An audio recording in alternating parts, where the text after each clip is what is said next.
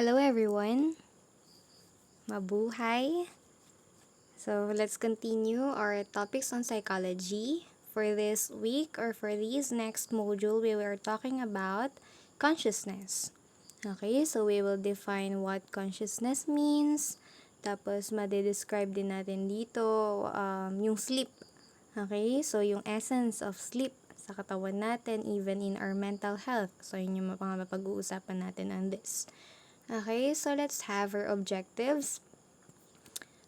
First, we have the objectives here. Identify the different levels of consciousness. So, may iba't iba tayong levels of consciousness. Iisa-isahin natin yan later on. Next, recount previous experience of dreaming. Okay, so pag-uusapan natin yung mga nagiging panaginip nyo. What does it mean? O kaya bakit tayo nagkakaroon ng panaginip? Anong kinalaman ng brain natin sa panaginip natin? And what could be some social factors that may affect our dreams? And identify the different effects of drugs in one's behavior. So when we talk about drugs right here, we are not talking about the illegal drugs, no? Hindi naman yun. Ang pinag-usapan natin dito ng drugs would be drugs in general, mga gamot. What could be its effects in one's behavior? Alright, so first, let's define consciousness. A person's awareness of everything that is going on around him or her at any given moment, which is used to organize behavior. So when we say consciousness, we are aware of something. We are aware that we are doing this. We are aware that we are doing that. Okay? So basically, yung keyword lang natin on this would be awareness. Okay? So kung ano nangyayari sa sarili natin, ano nangyayari sa paligid, as long as we are aware, we are conscious. So that is the basic definition of consciousness. Then we also have waking consciousness, state in which thoughts, feelings, and sensations are clear, organized, and the person feels alert. So when we say waking consciousness, buhay ka. Okay, buhay yung diwa mo, buhay yung utak mo, buhay ka physically, and you are conscious of everything that is going on around. Okay, you are conscious of your thoughts, yung sensations mo, they are very well active, they are alert, thus you are beginning to perceive stimulus or any kind of stimuli. Next, selective attention. Focusing one's consciousness on a particular stimulus, the key to self-control. So when we say selective attention here, hindi ka nakakapag-focus sa lahat. Okay? Meaning to say, there would be things that you give focus on, meron din naman bagay na you take for granted. Okay? O kaya naman parang hindi mo siya nakikita, you are not aware of it, you are not focusing on this. Okay? Kaya nga siya selective. Next, altered state of consciousness, temporary change in one's normal mental state without being considered unconscious. When we say altered state of consciousness, somehow, hindi ka nagiging conscious. At one point in your life, you become unconscious, but not really 100% unconscious. Na-alter lang ng konti. Ang example nga natin dyan will be sleeping. When you're sleeping, still you can smell something, di ba? You can hear something, but you're not conscious of it. Okay, so that is what we mean by altered state of consciousness. Next set of terms, we have a preconscious, descriptive of material that is not in awareness, but can be brought into awareness by focusing one's attention. So when we say preconscious, hindi ka pa aware of something. A stimuli is existing already, however, you are not focusing on this. Your attention is not pointing on this. Okay? Example tayo ang preconscious. Halimbawa, may dumaan na artista. Let's say, for example, may dumaan na isang artista sa mall, ganyan. Tapos hindi mo napansin na artista pala siya. So, you are preconscious of that. Alam mo na may dumadaan na tao, however, since you are not focusing your attention, you are not aware that he or she is an artist or actress, ganyan. Next, we have unconscious. Ideas and feelings that are not available to awareness or without consciousness. Okay? So, when we say unconscious, totally, hindi nag-respond yung iyong sensations to a particular stimuli. So, whatever kind of stimuli na ipakita sa'yo o kaya iharap sa'yo, hindi ka magre-respond doon. That's why you are unconscious. Okay? Next, repression, the automatic or unconscious ejection of anxiety-evoking ideas, impulses, or images from awareness. So when we say repression naman, biglang nawawala yung focus mo on something. Okay? For some odd reason, parang biglang nawala yung focus ko on this. Example, nagdi-discuss yung teacher mo, nung una nakikinig ka naman, naiintindihan mo, but there will be point in your life, or kaya hindi naman life, or in that particular class, for example, na parang nawawala yung focus ko kay ma'am o kay sir. Parang hindi ko na maintindihan yung sinasabi niya. Nawawala na. So, that is what a repression means. Automatic. Hindi mo naman sinasadya na mawala yung attention mo or yung focus mo, but then nawawala ka talaga. Okay? Next, we have suppression. The deliberate or unconscious placing of ideas, impulses, or images out of awareness. So, same thing din. Ganyan din siya. However, parang dito, out of awareness. Kagaya lang din ng repression, ang ibig sabihin, hindi mo sinasadya na mawala yung attention mo or maging aware ka of something. Okay? Pero yung suppression pala, ay deliberate. Hindi siya agad-agad. Parang ganon. Itong repression kasi, pinagkaiba nila. Ang repression, medyo agad-agad siya. Agad-agad na nawala yung focus mo. Parang segundo lang yung pagitan. Itong suppression, somehow, gradual siya. Gradual nawawala. Non-conscious, descriptive of bodily processes such as growing hair, of which we cannot become conscious. We may recognize that our hair is growing, but we cannot directly experience the biological process. So when we say non-conscious, alam natin, for example, na humahaba yung buhok natin. Alam natin na humahaba yung kuko natin. But then, hindi naman natin nararamdaman. So that is what non-conscious means. Alright. So we have different forms of consciousness and levels of awareness. Okay, so tingnan natin yung table. Okay, so we have high level of awareness dito and low level awareness. And we have different forms of consciousness dito sa kabilang column. So we have 1, 2, 3, 4 dito sa high level of consciousness. So isa-isahin natin. High level pa rin. Controlled processes. Focused attention is required like problem solving, reading, etc. So, high level of awareness yung kailangan natin dito. Kasi, kailangan natin, when we are solving mathematical problems, equations, etc., or we are comprehending something, a passage, an essay, etc., we need a high level of awareness. Kailangan nakafocus tayo dun sa mismong stimulus. Kung ang stimulus ay isang problem-solving equation, ganyan, kailangan natin ng high level of awareness. 'Di ba? Kumbaga, matindi-tinding focus yung kinakailangan natin for us to solve a problem, for us to comprehend essays. Okay, so that is controlled processes. And that is something that we can control of. 'Di ba? Next, automatic processes. Awareness is necessary, but minimal attention is required. Okay, so still we need awareness, no? Example, experienced in maneuvering the keyboard. So dito sa automatic processes, it seems na para nagiging automatic yung response natin on something, but still we need awareness. Okay? Example nga natin na binigay dito, when you are typing, halimbawa sa phone nyo na lang, mabilis na tayo mag-type. Hindi na natin hinahanap yung A, yung B, yung C, automatic na natin nakiklik nung thumb natin or ng fingers natin kung sa keyboard or sa laptop, 'di ba? Alam natin, aware tayo na magkatabi yung A, S, D, F, 'di ba? Or QWERTY, magkakatabi yan. We are really aware, kumbaga kahit pikit tayo, we can type something, 'di ba? Lalo nga alam niyo yung mga keypad na phone, pwede natin siyang gawin. So, that is an automatic process. Ang example pa natin and this would be kapag nagda-drive ka. No? Alam mo, or parang automatic sa'yo pag mag-shift ka na sa gear 1 or sa primera, tapos sa segunda, tercera, or sa gear 3, ganyan.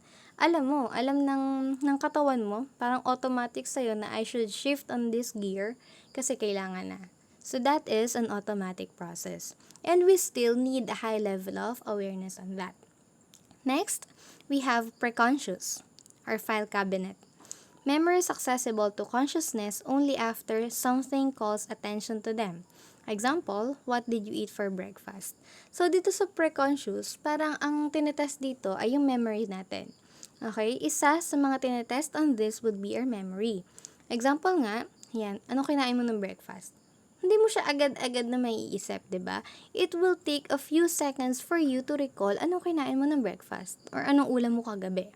'Di ba? But still, yung memory mo, matitrigger, 'di ba? Mag-iisip ka talaga diyan. And we still need a high level of consciousness on this. Next, daydreaming. So this is something that we experience literally, no? Lies somewhere between active consciousness and dreaming while asleep. Often start spontaneously when what we are doing requires less than our full attention. So, sa daydreaming, alam natin yung ibig sabihin nito, no? When we say daydreaming, we are thinking of something na out of our imagination. Literal, na nananaginip ka ng gising.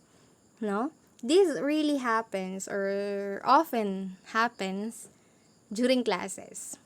Aminin man natin o hindi, sometimes there are points in our lives na parang nakatingin ka kay prof, kay teacher, pero hindi ka nakikinig or hindi mo ma-absorb yung sinasabi niya. 'Di ba? I know some of us would relate on this or siguro nga lahat naman tayo, no? Parang nandun ka, you're physically present but you're mentally absent. So that is daydreaming. And still, high level of awareness din siya. No? Minsan mahirap talagang labanan yung daydreams. Parang ini-imagine mo ano kaya kakainin ko mamaya, etc. Diba? So, kung ano-anong iniisip natin, and it requires still a high level of awareness. Alright, so doon tayo sa low level of awareness. Altered state of consciousness. Mental state that is noticeably different from normal awareness, produced by drugs, trauma, fatigue, hypnosis, mediation, and sensory deprivation. Okay, so sa altered state of consciousness, parang nawawala ka na sa sarili mo. And this could be caused by several factors. Kagaya nga niyan, drugs, trauma, even, halimbawa, na turukan ka ng pampatulog, pampakalma, 'di ba? Somehow, nagkakaroon ka ng altered state of consciousness. Na parang may part ng sarili mo na medyo hindi ka nahihimasmasan, 'di ba? May mga ganyan tayong mga cases na nangyayari sa isang tao. Even fatigue, ayan. Kapag medyo alam niyo yun, sobrang pagod mo na parang hindi mo na nararamdaman yung pagod. So that could be a cause really of altered state of consciousness ng isang tao. Isa pa yung mga yan, hypnosis, yan, hypnotize, mediation, sensory deprivation. Kapag minsan hindi gumagana yung senses natin, nakakaamoy pa ba ako or may panlasa pa ba ako, di ba? So, yun. Next, sleep and dream. Naturally recurring state of mind characterized by altered state of consciousness. So, sleep and dream, we really cannot control the dreams that we are having at night. Di ba? Parang, minsan nga, weird, napapanaginipan mo ang isang tao or isang bagay without thinking of it. Okay? So, that would require lower level of awareness. Meaning to say, parang hindi naman kailangan na aware tayo or mataas yung focus natin on this for us to dream. 'Di ba? Minsan kahit anong pilit mong panaginipan ng isang tao, hindi naman nangyayari. 'Di ba? So, that is a low level of awareness lang. And subconscious or yung secret service natin tinatawag, a store of information that was registered in memory without being consciously attended to. Example, via hypnosis. Former surgery patients have recalled detailed conversations when they were completely unaware of overhearing. Subconscious naman, parang ito yung conscious ka, nasa pagitan siya ng conscious at unconscious. No? Example nga, ayan, halimbawa, inooperahan, di ba pinapatulog siya usually, yung mga inooperahan. So, ang mangyayari dyan, parang naririnig nila yung pinag-uusapan ng mga doktor. I don't know if some of you would relate or naoperahan na yung iba. Hindi pa kasi ako naoperahan sa buong buhay ko, kaya hindi ko alam kung totoo siya na based from my experience, ganyan. But then, you would hear the conversations of the doctors, the nurses, and the staff. However, minsan hindi mo maintindihan. Naririnig mo but hindi mo maintindihan. Hindi ma-decipher ng utak mo yung pinag-uusapan nila. So, that is what we mean by subconscious. Alright. So, forms of consciousness pa rin and level of awareness. Meron naman tayong tinatawag din no awareness. Okay? So, dalawa siya. Unconscious mind, isang Freudian, and isang non-Freudian. Okay?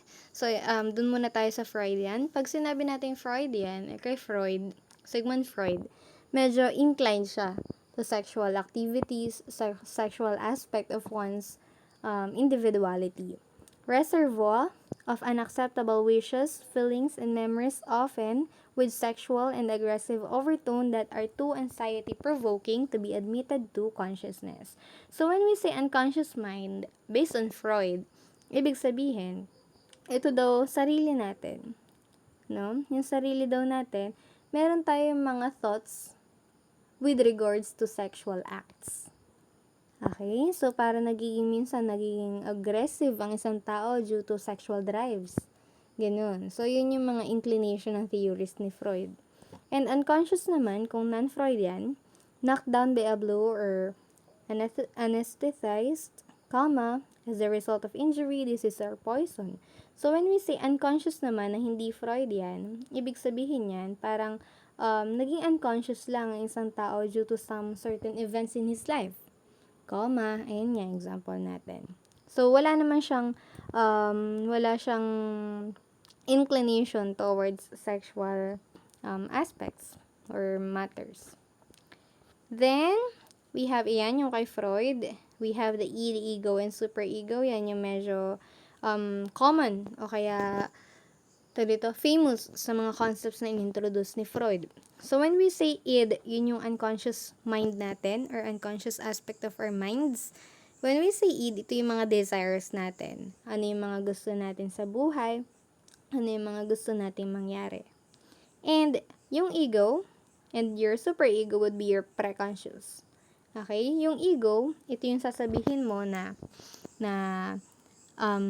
tama ba yung mga ginagawa ko? Or tama bang sundin ko yung desire ko? Or yung id ko? Yung mga gusto ko sa buhay, tama ba siya? And your superego, siya yung magbabalance between the two. Alin dapat? Masunod yung desire mo or not? Okay? And ayan, sa human mind, kung ilalagay naman natin sa human mind as presented by the mental iceberg, yan. So, itong unconscious mind mo, yung fears, violent motives, unacceptable sexual desires, yan, ito yung mga bagay na tinatago mo within yourself. Okay? So, ito yung mga bagay na minsan parang ayaw mong i-reveal sa iba. Ayaw mong i-share sa iba. Sa subconscious level naman, ayan, memories, stored knowledge, ito yung minsan naaalala mo, minsan hindi. Okay? So, mga bagay na minsan may recall ka, minsan wala. And sa conscious level naman, we have your thoughts and perceptions. Conscious level, sabi nga natin, we need a high level of awareness. And for us to recall some thoughts and perceptions, it needs really a focused attention. Okay? Or high level of attention. Okay, so let's have a nice breaker here. Let's test your awareness. I will be showing a video. This is an awareness test. How many passes does the team in white make? Go!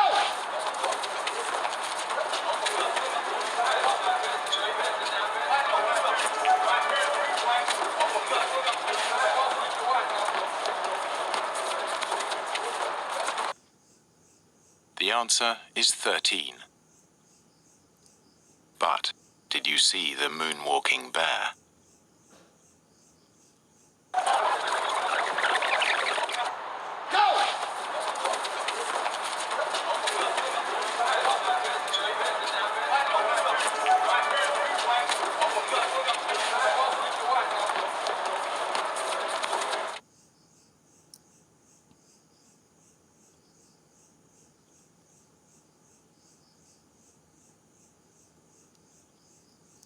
Alright, so did you understand the video presented? Doon sa video, yung mind kasi natin, may mga tinitake for granted siya. Alright? May mga tinitake for granted siya, especially kapag hindi naman tayo nag-focus ng attention doon. Napakadaling hindi mag-focus ng attention sa mga bagay-bagay, especially if it does not capture your interests. Okay? So, yun yung ibig sabihin ng video na yun. Next, biological rhythms. So, let's define, meron tayo talagang biological perspective on this or the biological rhythms nating tinatawag. And this one is the natural cycle of activity that the body must go through. Kumbaga, ito yung rhythm na ng katawan natin. Okay? And this is something beyond our control. Example, menstruation, blood pressure, temperature, sleep-wake cycle. So, ito yung mga, sabi ko nga, it is beyond our control and rhythm na talaga to ng katawan natin. And we have circadian rhythms, sleep-wake cycle. Okay, so pag-aaralan natin yan. A cycle of bodily rhythm that occurs every 24-hour period of the Earth's rotation. So, sleep-wake, diba? Meron tayong cycle on sleep. Pag-aaralan natin in detail. Alright. So, this is your biological clock, or ideally, your biological clock. So, yan. 12 noon. Yan. Best coordination. But still, ayan, midnight to. Deepest sleep natin, 2:00 ng madaling araw. Then, lowest body temperature, 4:30. Tapos yan, by 6 o'clock, medyo gigising na yung diwa mo. Or siguro earlier pa. Ayan. Tapos, highest testosterone secretion, 9 a.m. Highest alertness, ayan, 10:00. Tapos, noon. Yan. But then, hindi to nangyayari sa lahat, no? Everyone has their own body clock or biological clock. Minsan, may mga taong active sa umaga and pagod na sa gabi. And on the other hand, meron naman mga tao na sa gabi productive, sa umaga naman antukin. Diba? So, iba't iba yung biological clock ng isang tao. And we have circadian rhythms, regulate the timing of periods of sleepiness and wakefulness throughout the day. So, itong circadian rhythms natin or biological rhythms, ito yung nagpapa-antok sa atin and nagpapa-awake din sa atin. Okay? Next, the circadian rhythm dips and rises at different times of the day. So, adults' strongest sleep drive generally occurs between 2 to 4 a.m. So, I hope tulog tayo, no, ng 2 to 4 a.m. But then, yung iba nga sa atin, alam natin, nagpupuyat. 2 to 4. And in the afternoon, between 1 to 3. So, if you have time, or if you have the chance, ayan, so matulog tayo ng 1 to 3 p.m. But then, parang mukhang imposible na, no? Although, there is some variation depending on whether you are a morning person or evening person. So, sabi nga natin, may mga morning persons, may mga evening persons din. The sleepiness we experience during the circadian rhythms will be less intense if we had had sufficient sleep. Sana naman, no, we have sufficient sleep. Lalo na kapag medyo may pagkakataon, matulog tayo. Because sleep is not a privilege. Sleep is a necessity. And more intense when we are sleep deprived. So, yun nga, affected negatively yung katawan natin if we are depriving ourselves of sleep. Kapag pinupuyat natin yung sarili natin sa maling tao. Ganyan. O kaya naman, parang pinupuyat natin in a nonsense thing. So, yun. Medyo magiging problematic yun sa katawan ng isang tao. Literally. Causes us to feel more alert at certain points of the day, even if we have been awake for hours and our sleep or wake restorative process would otherwise make us feel more sleepy. So ito, ang sinasabi natin dito, kapag kulang ka sa tulog, minsan irritable ka, moody ka, 'di ba? And it will affect your system as well. Kasi yun yung circadian rhythms, para meron tayong mga kumbaga, cycle na ng katawan natin. And if you keep on depriving yourself of sleep, masisira yung circadian rhythm mo. And it will affect your body negatively. Okay? And we have our hypothalamus. Diba? Nabanggit na natin to in our previous class. Sleep-wake cycle is controlled by the brain, specifically within the hypothalamus or the suprachiasmatic nucleus or SCN.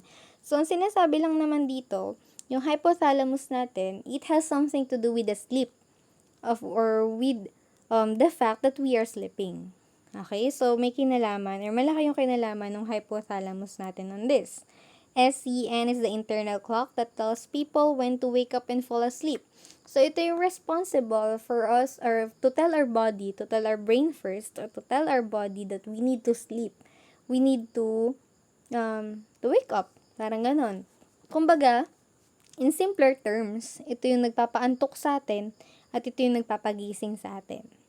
Okay? So, pag sinabi ng hypothalamus natin na you need to sleep, kailangan ko na magpaantok.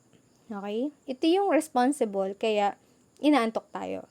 Or ito din yung responsible kaya from deep sleep, gigising tayo. Parang gigisingin niya na yung brain natin, gigisingin niya na yung katawan natin. And SCN is responsible for resetting the body's biological clock. Especially, alam niyo yung mga nasa call center, o kaya naman nasa mga factories, yung mga shifting yung oras, pang umaga, tapos minsan pang gabi. 'Di ba? It really happens among people. Tapos biglang magre-reset ulit yung oras nila from panggabi naging pang-araw. So, mangyayari, kailangan reset ng body clock nila. And our hypothalamus or SCN, suprachiasmatic nucleus, would be the one responsible to this. Okay? And isa pa, body temperature. SCN also controls body temperature.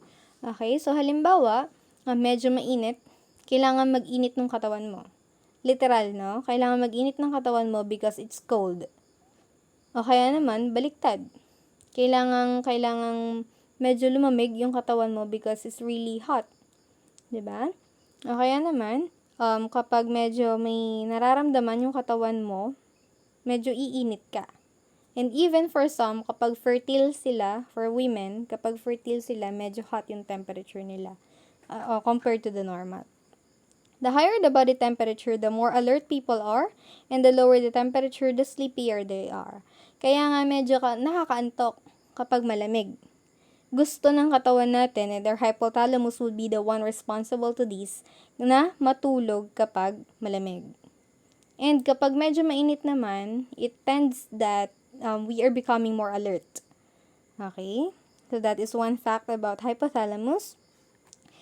SCN is sensitive to changes in light. As daylight fades, the SCN tells the pineal gland to secrete melatonin. As melatonin accumulates, a person will feel sleepy.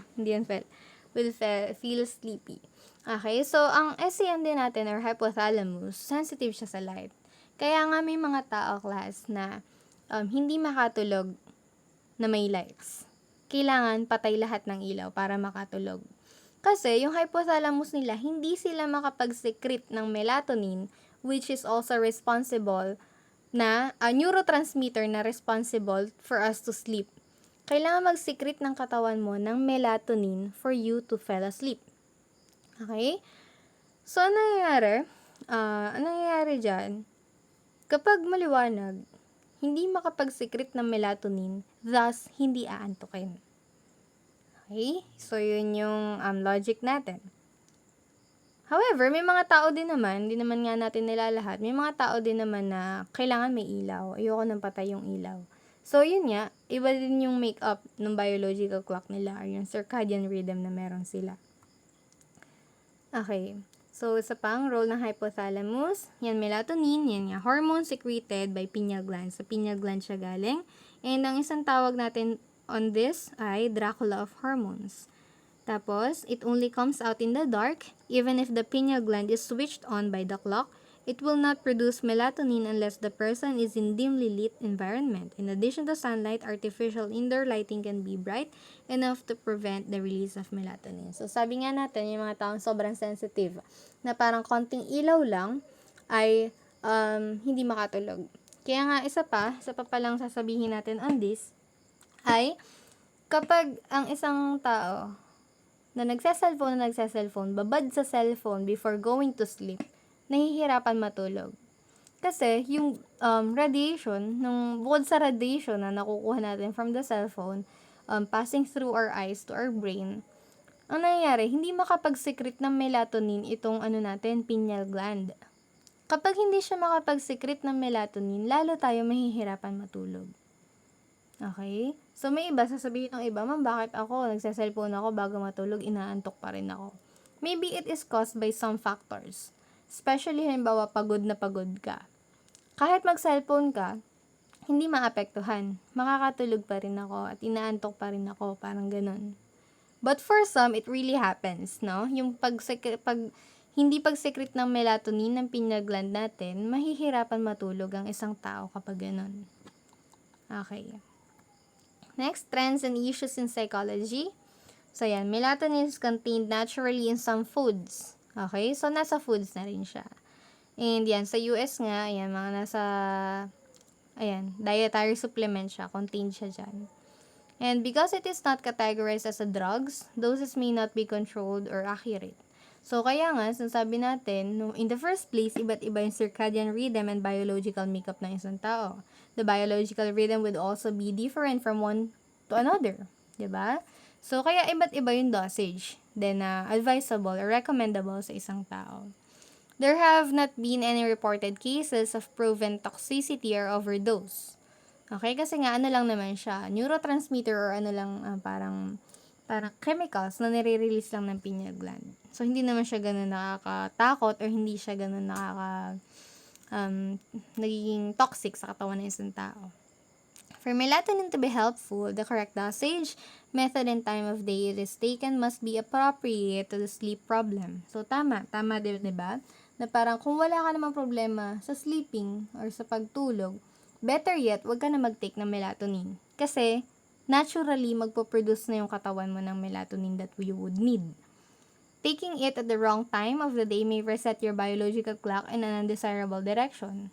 So, syempre, ano nga siya? Halimbawa, nag-take ka ng melatonin at 12 noon. So, ang tendency, aantukin ka nun. Hindi ka na magpa-function ng kagaya ng pag-function mo before. Okay? And the best pa rin dyan, talk to healthcare professional. So, dapat ganun. Lagi naman. Hindi lang sa melatonin. Sa kahit anong drugs na iti-take natin, we should be talking with some health professionals. And, ayan, 5 natural ways to boost melatonin. Ayan, magnesium, spend more time in the sun. Minsan magpa-araw din tayo, pero hindi yung araw ng nasa tanghaling tapat or alauna. No? Yung pagsikat ng araw, we still need their vitamin Ds.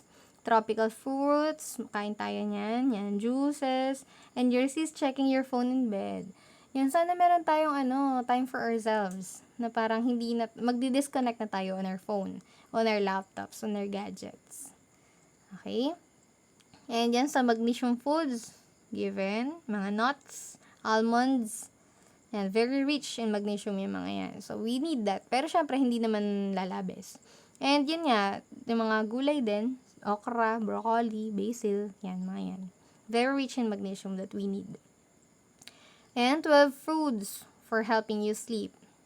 Ayan, so given, sana healthy yung kinakain natin, hindi puro milk tea, hindi puro nachos, o ano pa ba, yung mga Instagrammable na pagkain, sana hindi tayo ganun. We need melatonin, not only melatonin, we need some chemicals to help our body be stay healthy, lalo na sa panahon ngayon, we are in a pandemic or in the middle of pandemic, we should keep our body healthy. Okay, so I will end this one and we will continue next week. Okay, so happy weekend everyone!